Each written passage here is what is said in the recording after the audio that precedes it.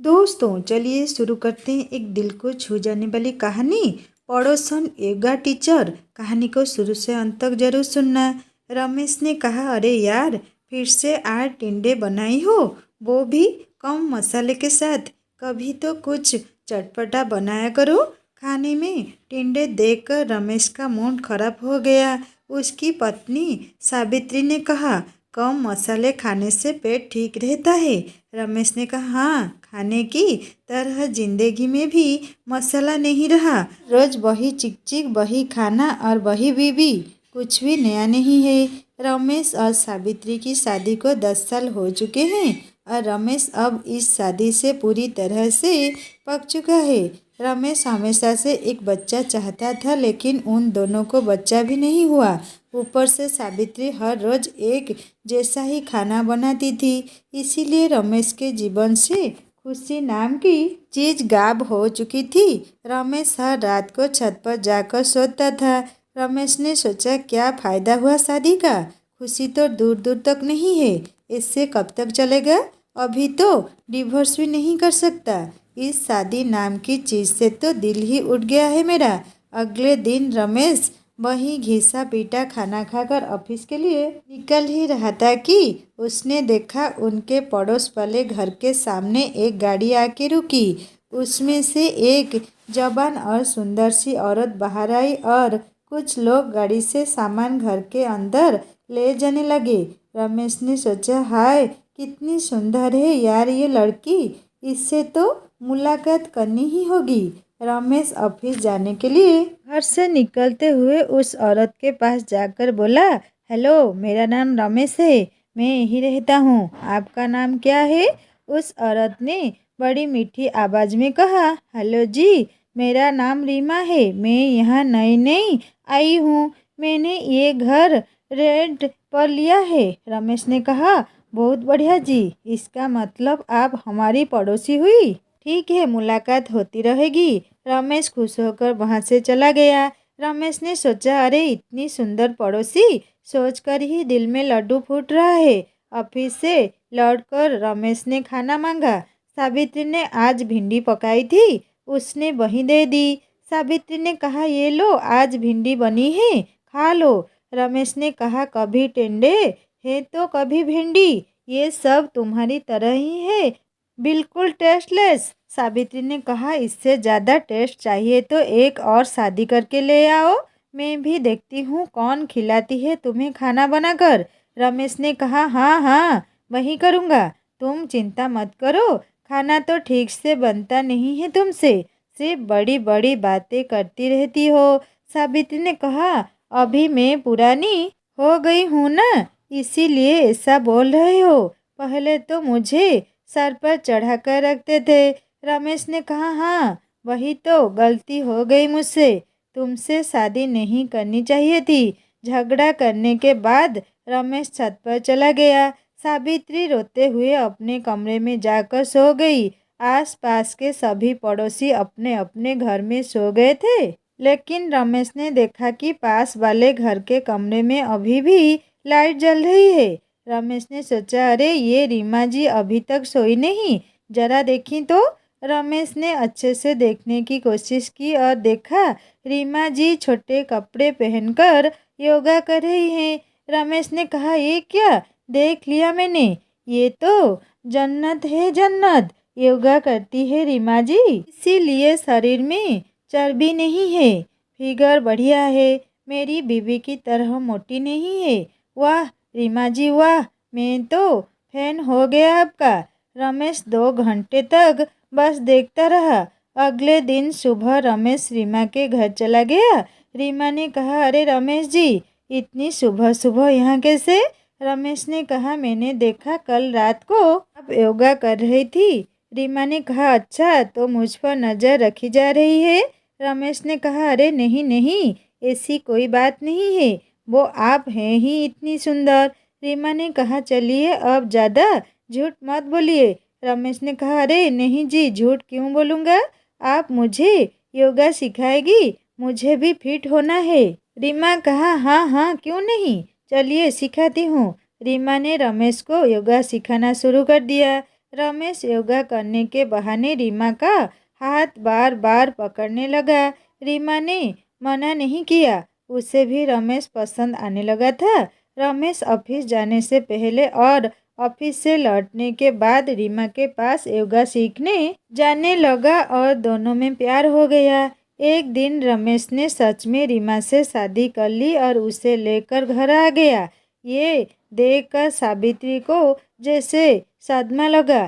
सावित्री ने कहा, ये क्या किया आपने? दूसरी शादी कर ली, वो भी इस डायन से? ये देखने से पहले मैं मर क्यों नहीं गई? रमेश ने कहा, हाँ तो मर जाओ, किसने मना किया है? वैसे भी मुझे और तुम्हारी जरूरत नहीं है, भागो यहाँ से। रमेश ने सावित्री को घर से बाहर निकाल दिया। सावित्री बेचारी रोते हुए अपने मायके चली गई। वहाँ उसके भैया और भाभी थे। उन्होंने सावित्री को जगह नहीं दी। भैया ने कहा, चला जा यहाँ से, अपने पति को खुश नहीं कर पाई तू, यहाँ तेरे लिए कोई जगह नहीं है। सावित्री बेचारी क्या करती? पेट भरने के लिए वो रास्ते पर भीख मांगने लगी। उधर रमेश अपनी नई बीवी को लेकर बहुत खुश था। इतनी सुंदर बीवी तो हर कोई चाहता है। रीमा बहुत सुंदर थी, इसीलिए पूरे मोहल्ले के आदमियों की नज़र रीमा पर ही थी। एक आदमी ने कहा, अरे इस रमेश ने रीमा को पटाकर शादी कर ली, काश रीमा मुझसे पट जाती। दूसरा आदमी ने बोला, अरे वो औरत रमेश को प्यार थोड़ी करती है, वो तो बस पैसों के लिए उसके साथ है। तू भी पैसा दिखा, तुझसे भी पट जाएगी। रीमा से योग सीखने के लिए घर के बाहर आदमियों के लाइन लग गई। हर दिन वो लाइन बढ़ने लगी। एक दिन सुबह उठकर रमेश ने रीमा से नाश्ता मांगा। रमेश ने कहा, रीमा नाश्ता लगा दो। रीमा ने कहा, मैं नहीं कर सकती, मेरे स्टूडेंट्स मुझसे योगा सीखने के लिए बैठे हुए हैं। रमेश ने कहा, मतलब? रीमा ने कहा, मतलब खुद बना लो और मेरे लिए भी बनाना। यह बोलकर रीमा चली गई। रमेश बहुत मुश्किल से पराठा बनाने लगा। रमेश ने सोचा, यह क्या बात हुई, ऑफिस भी संभालो और घर पर भी खाना बनाओ। रमेश ने पराठा बनाकर खा लिया। तभी रीमा आई और पराठा देखकर कहा, छी ये क्या है? पराठा कोई खाता है क्या? इसमें कितना सारा तेल है, मुझे तो सलाद खाना है। अब से तुम भी मेरे साथ सलाद खाओगे। रमेश ने कहा, मैं? लेकिन मैं क्यों? रीमा ने कहा, सलाद खाने से बीमारी नहीं होती। अब से मैं जो कहूँगी वो तुम सुनोगे। रमेश के पास और कोई चारा नहीं रहा। रीमा उसे हर रोज सलाद खिलाने लगी। कच्ची सब्जियों को एक साथ मिलाकर वो सलाद बनाती थी। वो खाते खाते रमेश को उल्टी आने लगी। रमेश ने कहा, मुझे अपने आप को जूता मारने का दिल करता है। मैंने खूबसूरती के चक्कर में इससे शादी कर ली। इस सलाद से अच्छा टेस्ट तो सावित्री के टिंडे और भिंडी में था। रमेश परेशान हो गया, लेकिन रीमा कोई बात सुनने के लिए राजी नहीं थी। ऊपर से उसके खर्चे अलग थे। रीमा ने कहा, जल्दी से 20,000 रुपये दो, पार्लर जाना है। रमेश ने कहा, पैसे क्या पेड़ पर रुकते हैं? पैसे नहीं है मेरे पास। रीमा ने कहा, तो मुझसे शादी क्यों की? सुनो रमेश, अगर तुम मेरे खर्चे नहीं उठा पा रहे हो तो बता दो, मैं किसी और से शादी कर लूँगी। आशिकों की कमी नहीं है मेरे पास। रीमा ने रमेश को धमकाया। इसके बाद रमेश समझ गया कि उसने रीमा से शादी करके बहुत बड़ी गलती की है। वह चुपचाप ऑफिस चला गया और शाम को ऑफिस लौटते वक्त रीमा के लिए गिफ्ट लेकर आया।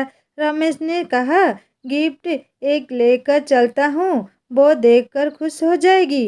रमेश घर पहुँचा। घर का दरवाज़ा खुला हुआ था। रमेश अंदर घुस गया और अंदर जाकर उसने जो देखा उसके होश उड़ गए। उसने देखा रीमा गैर मर्द के साथ बिस्तर पर बैठकर गप्पे लड़ा रही है। रमेश ने कहा, ये क्या कर रही हो रीमा? रीमा कहा, मेरी मर्जी, ये मेरा नया बॉयफ्रेंड है, मेरे पास योगा सीखने आया था, मैं इससे शादी करने वाली हूँ। वैसे भी मैं तुम्हारी औकात से बाहर हूँ। रमेश ने कहा, ये तुम क्या बोल रही हो? मैं तुमसे प्यार करता हूँ। रीमा बोला, प्यार तो मुझसे हर कोई करता है। मैं जा रही हूँ तुम्हारा घर छोड़कर, साथ में तुम्हारे पैसे भी ले जा रही हूँ। रीमा अपने बॉयफ्रेंड के साथ निकल गई। रमेश बैठकर रोने लगा। रमेश कहा, मेरा सब कुछ खत्म हो गया।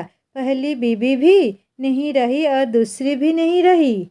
इससे अच्छी तो सावित्री रही थी। पूरी रात रमेश रोता रहा। अगले दिन सुबह वह ऑफिस जा रहा था।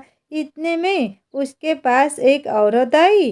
औरत ने कहा, साहब कुछ पैसे देंगे, खाना खाना है।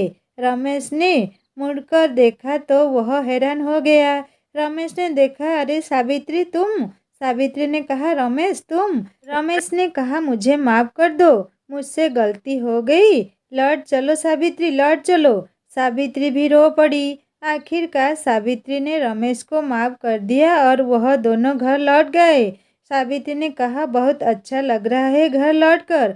बोलिए जी, खाने में क्या बनाऊं? रमेश ने कहा, टेंडे बना दो, तुम्हारे हाथ के टेंडे बहुत स्वादिष्ट है। सावित्री ने कहा, चल झूठे। रमेश को सावित्री की अहमियत समझ में आ गई। इसके बाद वह दोनों खुशी खुशी रहने लगे।